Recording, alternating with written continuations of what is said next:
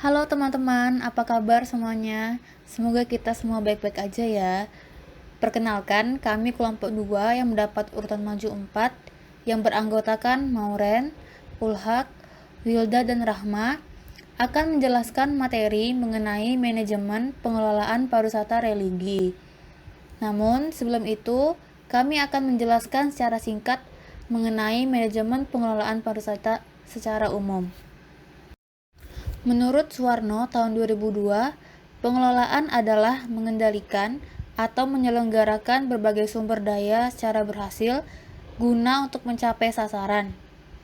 Pariwisata merupakan industri yang memiliki banyak aspek yang harus diperhatikan dalam pengelolaannya, seperti unsur budaya, sumber daya alam, lingkungan, dan banyak hal lainnya yang ada di suatu destinasi wisata. Untuk itu, dibutuhkanlah suatu konsep manajemen dalam pengelolaan pariwisata. Kemudian, apa itu pengelolaan pariwisata religi? Menurut Pia et al. Tahun 2019, proses pengelolaan sebuah destinasi berawal dari pertemuan antara permintaan wisatawan dan penawaran pengelola yang disebabkan oleh interaksi dengan kebutuhan serta motivasi. Berawal dari itu, produk dan pengalaman pariwisata yang memuaskan dapat diciptakan. Setiap pengelolaan destinasi memiliki perbedaan ditinjau dari jenisnya. Salah satunya adalah pengelolaan pariwisata religi. Dalam hal ini, terdapat karakteristik tersendiri dan aspek-aspek tambahan yang harus diperhatikan dalam pengelolaannya. Sebagai contoh, tantangan yang dihadapi pengelola wisata religi berupa keharusan untuk mampu menyeimbangkan antara kebutuhan para jemaah dengan para pengunjung atau wisatawan non-jamaah di objek wisata religi. Hal semacam ini kemudian menjadikan situs religi mempunyai fungsi ganda, yaitu sebagai tempat ibadah aktif dan pusat komunitas yang terkadang tidak sepenuhnya bersifat keagamaan, termasuk dibuka untuk tujuan wisata. Menurut Shekli tahun 2001 dan Rinshede tahun 1992, atraksi pada jenis wisata religi harus memungkinkan wisatawan untuk mendapat pengalaman wisatanya.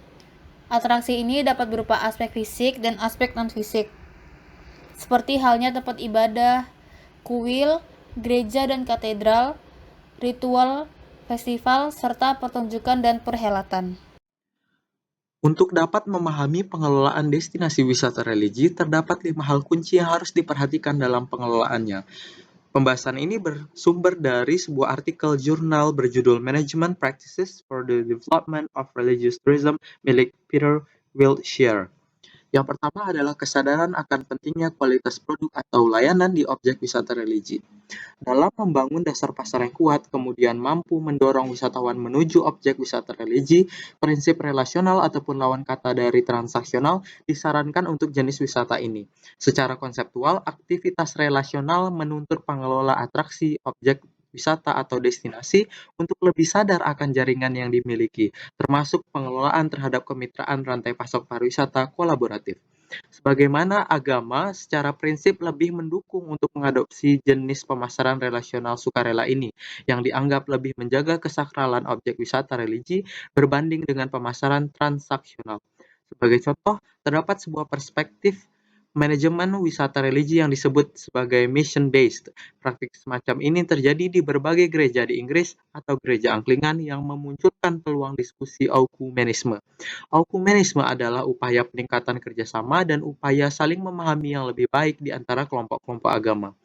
Jika ditinjau dari prinsip kesadaran akan pentingnya kualitas produk atau layanan di objek wisata religi, dakwah jenis mission-based seperti di Inggris memiliki beberapa kekurangan, yaitu seringkali tidak didorong oleh pendekatan pemasaran pragmatis yang menguntungkan dari segi kepraktisan, kegunaan, dan kemanfaatan ekonomi, sosial budaya, dan lingkungan. Pendekatan pragmatis ini sejatinya tidak selalu bertentangan dengan kesakralan agama. Sinergi antara atraksi, aksesibilitas, amenitas, dan ancillary dalam sebuah paket wisata merupakan salah satu bentuk pragmatis yang bisa diimplementasikan dalam pariwisata religi. Terkait ekumenisme di Inggris dan kualitas pelayanannya, biasanya proses pelaksanaan sejatinya dipandu oleh pemandu profesional di bidang teologi. Namun, dogma-dogma khas gereja Anglikan cukup menghambat tujuan dialog yang ada, sehingga merembet pada kepuasan pengunjung atau wisatawan. Jadi penggabungan antara kesadaran pentingnya kualitas dan prinsip relasional dengan pendekatan pragmatis tersebut merupakan salah satu kunci prinsip untuk dapat mengelola objek wisata religi dengan baik. Kedua ialah refleksi praktik pemasaran di objek wisata religi. Wiltshire menyatakan bahwa agama dan perwujudan fisiknya, yaitu objek wisata religi jarang menggunakan pendekatan pasar atau pemasaran. Hal ini disebabkan oleh pandangan bahwa keuntungan komersial yang diperoleh secara permanen dinilai kontradiktif dengan tujuan yang hendak dicapai oleh agama. Sejatinya, penganut dogma agama merupakan target pasar terbaik dan terbesar dalam upaya marketisasi. Hingga kini, pemasaran objek wisata religi mulut ke mulut merupakan proses dan alat yang sangat efektif serta didengar oleh calon pengunjung maupun wisatawan. Namun jarang digunakan oleh pemuka agama tertinggi yang notabene memiliki daya pengaruh yang kuat. Untuk itu, titik tengah antara pemasaran yang disepakati oleh pengelola dan pemuka agama terkait objek wisata merupakan hal penting agar terdapat kesepahaman solid dengan tetap menjaga prinsip kesucian dan etis agama.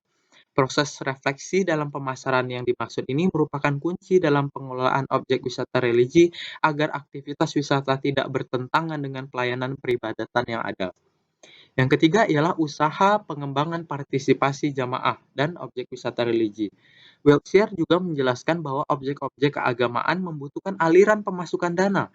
Dalam lingkungan tradisional saja, pengembangan objek merupakan tanggung jawab jamaah yang bekerja secara ikhlas bersama-sama dengan tim pelayanan di sebuah tempat ibadah atau ziarah.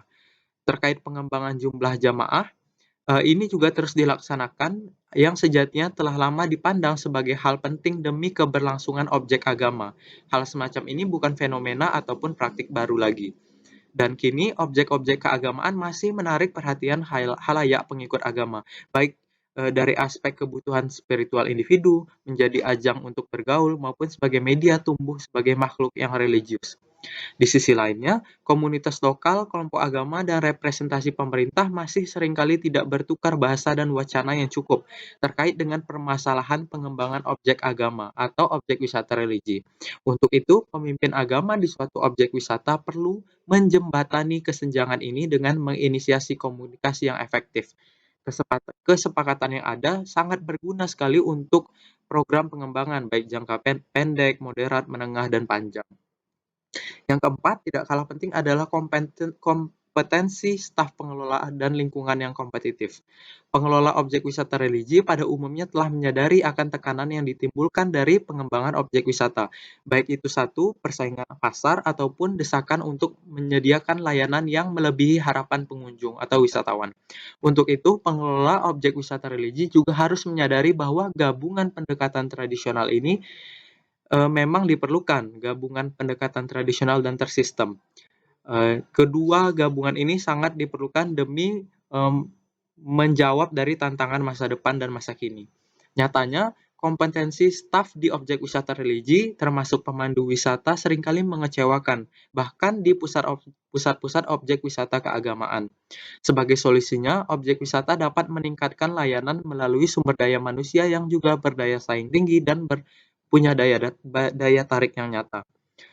Perlu diingat bahwa sumber daya manusia ini tentunya harus mampu memaksimalkan pemasaran dengan tetap mempertahankan prinsip keagamaan. Yang terakhir adalah memaksimalkan jaringan internal.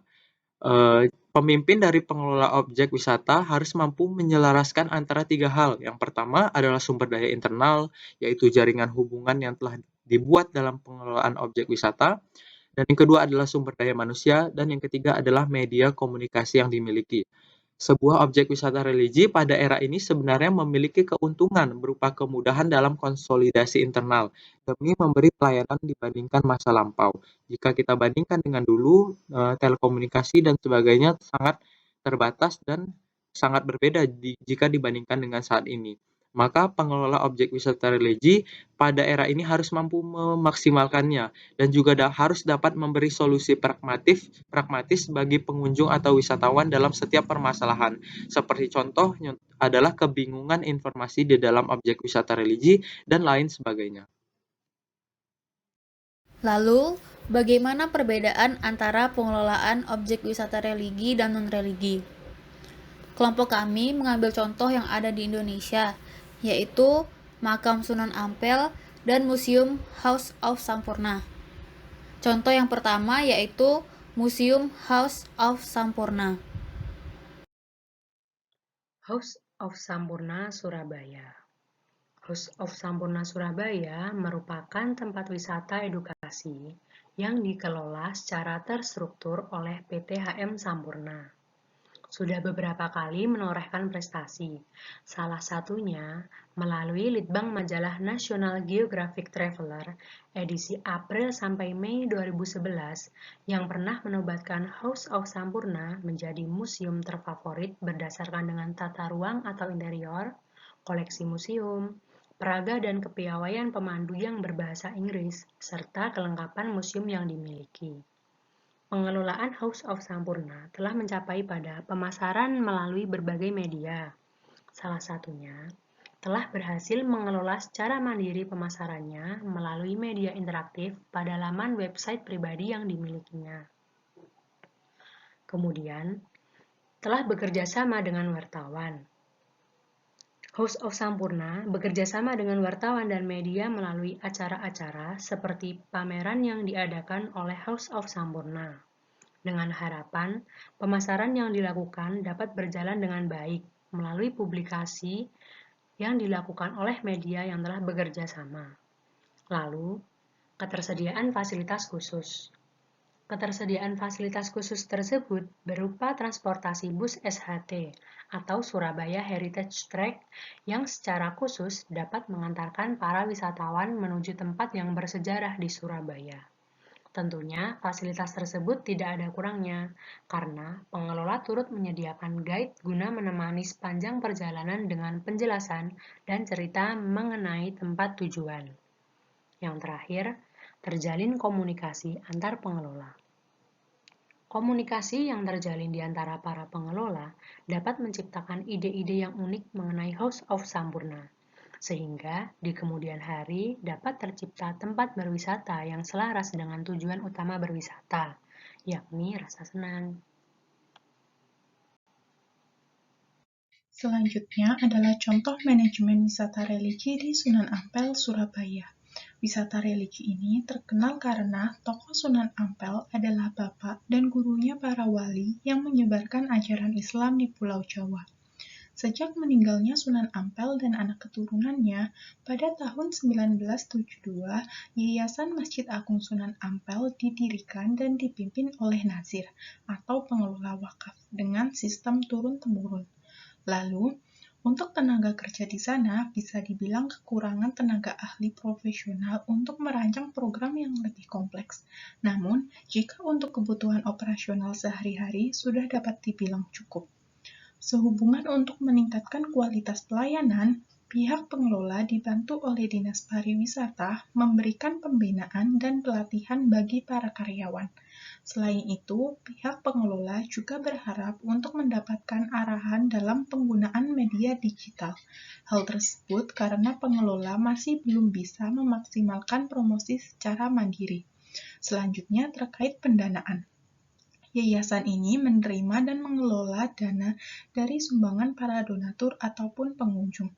Tidak hanya berperan dalam hal pendanaan, para donatur dan pengunjung juga dapat memberikan usulan kepada pengelola untuk pengembangan wisata religi di sana agar lebih baik. Contohnya dalam hal kebersihan, pembenahan fisik, dan kegiatan kajian. Dalam hal penyediaan fasilitas di sana juga disesuaikan dengan jenis wisata religi bagi umat muslim, berupa pemisahan tempat antara laki-laki dan perempuan. Papan informasi dan rambu-rambu juga dipasang sebagai petunjuk bagi para wisatawan. Terdapat pula fasilitas lain untuk menunjang wisata religi di sana, seperti rumah makan dan para pedagang yang menjual oleh-oleh. Kesimpulan yang dapat diambil pada materi hari ini yaitu dapat kita lihat pada tabel perbedaan berikut. Perbedaan pengelolaan wisata religi dengan pengelolaan wisata non-religi. Indikator pertama, kegiatan promosi. pada pengelolaan wisata religi belum maksimal dalam kegiatan berpromosi. Sedangkan pada pengelolaan wisata non-religi telah mandiri menggunakan media interaktif berupa laman website pribadi. Indikator kedua, hubungan dengan pihak lain. Pada pengelolaan wisata religi, bekerja sama dengan Dinas Pariwisata dan komunitas agama atau wisata lainnya yang sejenis. Sedangkan pada pengelolaan wisata non-religi telah bekerja sama dengan wartawan dan media. Indikator ketiga, kelembagaan. Pada pengelolaan wisata religi, kelembagaannya masih tradisional dengan sistem kepemimpinan yang turun-temurun. Sedangkan pada pengelolaan wisata non-religi telah terstruktur dalam bentuk PT. Indikator keempat, penyediaan fasilitas. Pada pengelolaan wisata religi, penyediaan fasilitasnya khusus berdasarkan agama dan fasilitas pendukung lain dari pihak luar. Sedangkan pada pengelolaan wisata non-religi, aspek yang krusial dalam mendukung kemajuan suatu destinasi seperti fasilitas pendukung berupa penyediaan transportasi khusus. Sekian materi yang dapat kami sampaikan, kurang lebihnya kami mohon maaf. Terima kasih juga untuk teman-teman yang sudah mendengarkan penyampaian materi kami kali ini. Semoga bisa dapat mengerti dan memahaminya.